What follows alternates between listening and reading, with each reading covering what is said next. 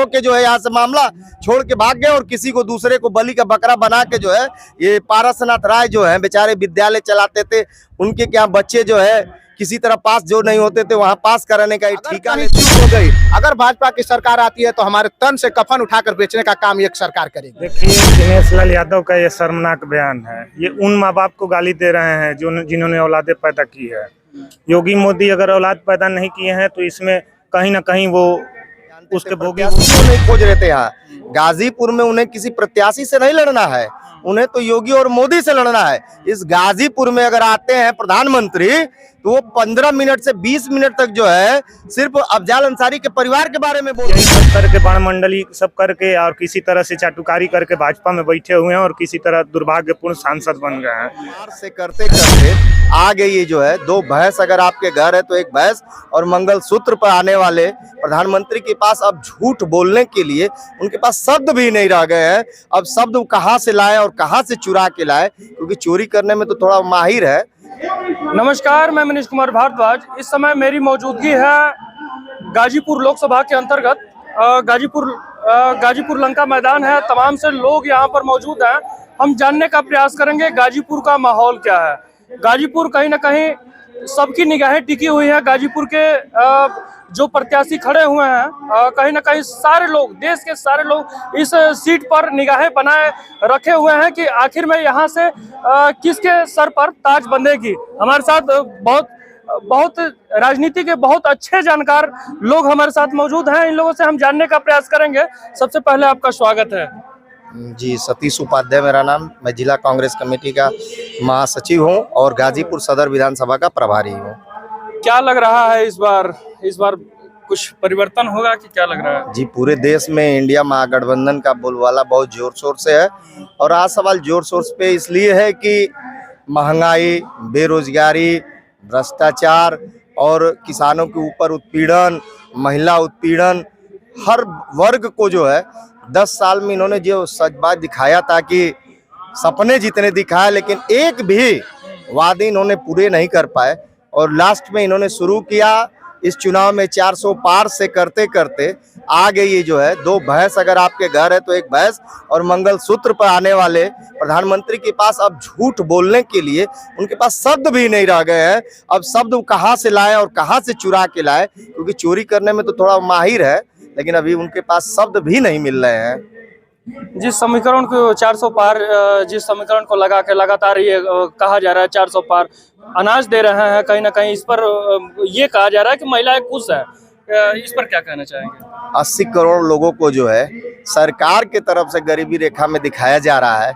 आप सोचिए कि सरकार खुद ही बता रही है कि हम गरीबी रेखा में 80 करोड़ लोगों को मैं 5 किलो अनाज दे रहा हूं। तो इससे आप उम्मीद लगाइए कि सरकार ने नौजवानों को और महिलाओं को कितने गर्त में पहुंचाने का जो इन्होंने काम किया है, इससे निश्चित तौर पे ये 400 नहीं, ये 150 भी पार नहीं कर पाएंगे।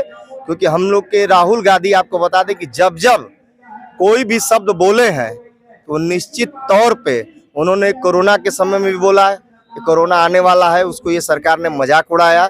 राहुल गांधी की कोई भी भविष्यवाणी की लोग दौड़ा के भाजपा के लोगों को मारेंगे। आप देख रहे हैं कि नौजवान दौड़ा रहे हैं, इनके प्रत्याशी जब जा रहे हैं क्षेत्र में तो वहाँ दौड़ाया जा रहा है। तो राहुल गांधी अभी तक जितने भी आंकड़े और बातें कहे हैं वो सभी जो है निश्चित तौर पे पूरे हुए हैं। और राहुल गांधी ने कह दिया कि 180 से 150 के बीच में इनको आना है, इससे अधिक नहीं आने वाले हैं। गाजीपुर हॉट सीट माना जा रहा है कहीं ना कहीं अफजाल अंसारी के आ जाने से, और मुख्तार अंसारी के निधन के बाद तमाम से अटकनें आती रह रही हैं। लेकिन अभी ये मुकदमा की बात की जा रही है, तो हो सकता है इनकी टिकट कट सकती है। तो उसके बारे में क्या कहना चाहेंगे? देखिए, अफजाल अंसारी की अगर आप बात कर रहे हैं तो वो पहले से ही कमर कस चुके हैं, क्योंकि वो जानते थे प्रत्याशी भी वो नहीं खोज रहे थे। यहाँ गाजीपुर में उन्हें किसी प्रत्याशी से नहीं लड़ना है, उन्हें तो योगी और मोदी से लड़ना है। इस गाजीपुर में अगर आते हैं प्रधानमंत्री तो वो 15 मिनट से 20 मिनट तक जो है सिर्फ अफजाल अंसारी के परिवार के बारे में बोलते हैं, और योगी आते हैं तो पौन घंटा तक जो है सिर्फ उनके परिवार के बारे में बोलते हैं और किसी के बारे में वो नहीं बोल पाते हैं। तो इसी से आप अंदाजा लगा लीजिए, वो तो पहले से जानते थे कि हमें जो है चुनाव इस सरकार के खिलाफ लड़ना, यहाँ कोई प्रत्याशी नहीं। और इसके पहले जो प्रत्याशी थे, आप सोचिए कि इसके पहले वो केंद्रीय मंत्री रहे, केंद्रीय दूरसंचार मंत्री रहे, रेल राज्य मंत्री रहे, सांसद रहे, और उनको इन्होंने जो है हराकर और यहाँ से भगाने का काम कर दिया। इस बार तो उन्होंने हिम्मत भी नहीं जुटा पाए, वो तो रण छोड़ होके जो है यहाँ से मामला छोड़ के भाग गए और किसी को दूसरे को बलि का बकरा बना के जो है, ये पारसनाथ राय जो है बेचारे विद्यालय चलाते थे, उनके क्या बच्चे जो है किसी तरह पास जो नहीं होते थे वहां पास कराने का ठेका लेते थे, उनको इन्होंने जो है बलि का यहाँ बकरा बना दिया है। बाकी और कुछ होने नहीं है, इनका भी हाल वही प्रभुनाथ चौहान वाला होने जा रहा है। विपक्ष का ये कहना है कि जो राम मंदिर बना देश के कई सौ साल पुराना जो मामला था उसको हल कर दिया गया और वहां पर उनको जाने के लिए समय नहीं है। मुख्तार अंसारी को मिट्टी देने के लिए समय है। विपक्ष का ये कहना है इस तरीके से। देखिए, मंदिर, मस्जिद, गुरुद्वारा, चर्च, ये विषय हमारा धार्मिक विषय है, यह राजनीतिक विषय नहीं है। जब से भारतीय जनता पार्टी आई है उसको राजनीतिक विषय अपना बनाकर और राम के नाम पर जो है मांगने का काम कर रहे हैं, जीने का काम कर रहे हैं, सत्ता पाने का इन्होंने काम किया है। नहीं तो वहां जो है राम मंदिर बनवाने का काम जो है सुप्रीम कोर्ट ने किया है, राम मंदिर के ताला खुलवाने का काम राजीव गांधी जी ने किया है, इसको जग जाहिर है। और ये जो है सारे उपलब्धियां जो है केंद्र की नहीं, इसको जो है सुप्रीम कोर्ट ने इसको बनवाया है। तमाम से लोग, जैसे अभी सनातन पांडे पर मुकदमा हो गया बलिया लोकसभा के अंतर्गत, तो इस पर क्या कहना चाहेंगे सनातन पांडे?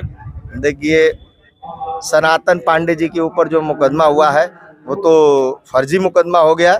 मुकदमे से खैर इंडिया गठबंधन के लोग डरने वाले नहीं है। आप पर भी मुकदमा हो जाएगा इस तरीके से बोल रहे हैं? निश्चित तौर से हम लोग राहुल गांधी की जो है, हम लोग राहुल गांधी के कार्यकर्ता हैं और राहुल गांधी कहते हैं कि डरो मत। और हम लोग जो है इन गोरों को भगाने का काम किया तो इन चोरों को भी भगाने में हमें कोई डर नहीं है। और जेल जाने से हम नहीं डरते हैं। माफी वीर तो वो है, हमारे लोग कभी माफी नहीं मांगे हैं। माफी मांगने का काम जो है भारतीय जनता पार्टी, जनसंघ के लोग और आरएसएस के लोगों ने किया है।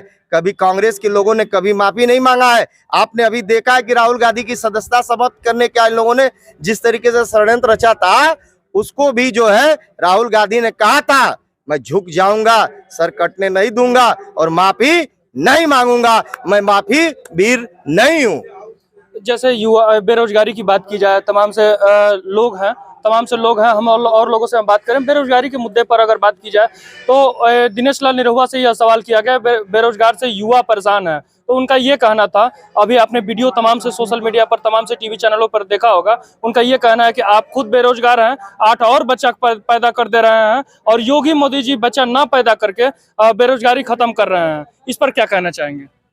देखिए, दिनेश लाल यादव का ये शर्मनाक बयान है। ये उन माँ बाप को गाली दे रहे हैं जिन्होंने औलादे पैदा की है। योगी मोदी अगर औलाद पैदा नहीं किए हैं तो इसमें कहीं ना कहीं वो उसके भोगी वो हैं। दिनेश लाल यादव की क्या पृष्ठभूमि रही है, क्या ये कितने बड़े नेता हैं, ये किसी से छिपा हुआ नहीं है। यही सब करके बाणमंडली सब करके और किसी तरह से चाटुकारी करके भाजपा में बैठे हुए हैं और किसी तरह दुर्भाग्यपूर्ण सांसद बन गए हैं। खैर, यहाँ दिनेश लाल यादव की बात नहीं है, यहाँ बेरोजगारी की बात हो रही है। गाजीपुरी जनपद देखिए, गाजीपुर सहित पूरे पूर्वांचल में यहाँ के लोग सेना में जाने का सपना देखते हैं। यहाँ का युवा 14 साल का होता है तो उसका सपना इंजीनियर बनने का नहीं होता, क्योंकि किसान का बेटा होता है और किसान अपने बेटे को इंजीनियरिंग नहीं करा पाएगा, MBA नहीं करा पाएगा, क्योंकि फीसें इतनी अधिक है। तो यहाँ का बच्चा 14 साल के जैसे होता है तो उसका सपना होता है कि सेना में जाए और सड़कों के किनारे दौड़ना शुरू कर देता है। बालू के रेतों पर, गंगा के किनारे, गहमर से लेके तमाम गांव आप देखते होंगे, रेतों पर दौड़ने का काम करता है। तो उसका सपना होता है कि वो सेना में जाए और देश की सेवा करे। लेकिन उनके सपनों को, अग्निवीर जैसी योजना लाके उनके सपनों को एकदम चकनाचूर कर देने वाली ये सरकार रही है। तो कहीं ना कहीं युवाओं के बीच काफ़ी नाराजगी है। यही गाजीपुर जनपद में शिक्षा की बात कर ली जाए, तमाम होता है कि विकास विकास विकास। रेल राज्य मंत्री थे, बहुत विकास कराएं। अगर 1-2 बिल्डिंगें अगर छोड़ दी जाए तो गिनाने के लिए कुछ नहीं है। एक फ्लाईओवर शहर उठा के देख लीजिए, एक अगर फ्लाईओवर कहीं बनवाए हों, आप शहरों में जाम की समस्या देख लीजिए, कितनी जाम की समस्या है। विश्वविद्यालय, यही जनपद में सबसे अगर अधिक कहीं महाविद्यालय है, गाजीपुर के जनपद में 350 विद्यालय। हम लोग छात्र नेता हैं, हम लोग बहुत इसके लिए संघर्ष किए, आंदोलन किए। लाठियाँ खाने को मिली है, कहीं कोई सुनवाई नहीं, विश्वविद्यालय तक नहीं बन पाया गाजीपुर में। 10 साल से केंद्र में सरकार है, 7 साल से प्रदेश में भी सरकार है। रोजगार और शिक्षा, इस पर बड़ा मुद्दा है, क्योंकि रोजगार के लिए लोग पलायन कर रहे हैं, यहाँ के युवा पलायन कर रहे हैं, अच्छी बेहतर शिक्षा के लिए यहाँ के युवा पलायन कर रहे हैं। महिलाएं जो हैं, जिसके घर की बच्चियां हैं, बेहतर शिक्षा के लिए उनको इलाहाबाद, लखनऊ, दिल्ली, कहाँ कहाँ भेजना पड़ रहा है। तो कहीं ना कहीं इससे पूरा गाजीपुर जनपद से पूरा पूर्वांचल नाराज है। अफजाल अंसारी की बात की जाए तो अफजाल अंसारी तमाम से मुकदमे की बात की जा रही है, कोर्ट में सुनवाई भी है। इस तरीके से अगर उन पर अंकुश लग जाएगा तो फिर उनके परिवार से उनकी बेटी की बात आ रही है कि उनकी बेटी या भतीजे लड़ेंगे। क्या आप लोगों को लग रहा है? देखिए, न्यायपालिका का जो भी ये है, कानूनी जो भी प्रक्रिया रहेगी उसका पालन होगा। हाँ, आप कह रहे हैं जहाँ तक सवाल उनकी लड़की का है, देखिए अफजाल अंसारी जी हों चाहे इंडिया गठबंधन से कोई, इसमें से जितना चेहरा देख रहे हैं, इसमें से अगर कोई कार्यकर्ता भी अगर चुनाव लड़ रहा है तो भारतीय जनता पार्टी को 2 से 2.5 लाख वोटों से यहाँ से चुनाव हराएगा। और भी कुछ लोग हैं, ये बताइए कहीं ना कहीं पहले आपका परिचय लेना चाहेंगे। मैं धर्मेंद्र कुमार, युवा कांग्रेस जिला अध्यक्ष गाजीपुर। अच्छा, कहीं ना कहीं आप युवा हैं, लगातार ये कहा जा रहा है कि बेरोजगारी का मुद्दा लगातार ये आ रहा है, आप बेरोजगारी के मुद्दा पर क्या कहना चाहेंगे? देखिए, सबसे अगर बेरोजगार है तो युवा है, क्योंकि अभी हमारे पहले वक्ता ने बताया कि जिस तरह से अग्निवीर लाकर युवाओं को की जो सपना थी, गरीब के, किसान के, मजदूर के जो बेटे थे जो सपना देखते थे, वो सपना को चकनाचूर करने का काम ये भारतीय जनता पार्टी के सरकार कर रही है। क्योंकि सन 2014 में जब ये सरकार आई थी तो इन्होंने हर साल 2 करोड़ रोजगार की बात कह के आई थी, 15 लाख रुपए देने की बात कह के आई। वो तो जुमला बताया गया, कहीं ना कहीं 15 लाख जुमला है, जुमला हो गया।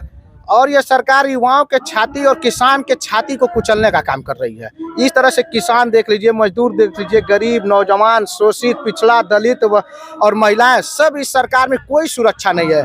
आपस में जवान और किसान को दिल्ली में लड़ाने का काम किया इस सरकार ने, युवाओं के छाती पे बुलडोजर चलाने का काम किया है। आज अगर युवा अपनी बात को कहीं रखने के लिए सड़क पे उतर जाए तो उन पर लाठी और आंसू गैस बरसाने का काम करती है सरकार। तो इसलिए युवा पूरा खफा है और इंडिया गठबंधन इस बार, और गाजीपुर से अफजाल अंसारी जी मानिए जो हमारे पूर्व में सांसद रहे हैं, उनके लिए हर एक युवा बच्चा यहाँ अपने आप को अफजाल अंसारी मानकर और लगातार इस कड़ी धूप में मेहनत कर रहा है। गाँव गाँव में, घर घर पे जा रहा है, माताओं से, बहनों से, सबसे अपील कर रहा है, क्योंकि ये परिवर्तन का दौर चला है। अगर इस बार नहीं संभरे, अगर गलती से वो आ गए, गलती से अगर बीजेपी सत्ता में आ जाए, संदेह है नहीं, संदेह नहीं है, सच में तो नहीं आ पाएगी, क्योंकि राहुल गांधी ने रण छेड़ दिया है और 100% इंडिया गठबंधन की सरकार बनने जा रही है। अगर कहीं चूक हो गई, अगर भाजपा की सरकार आती है तो हमारे तन से कफन उठाकर बेचने का काम ये सरकार करेगी।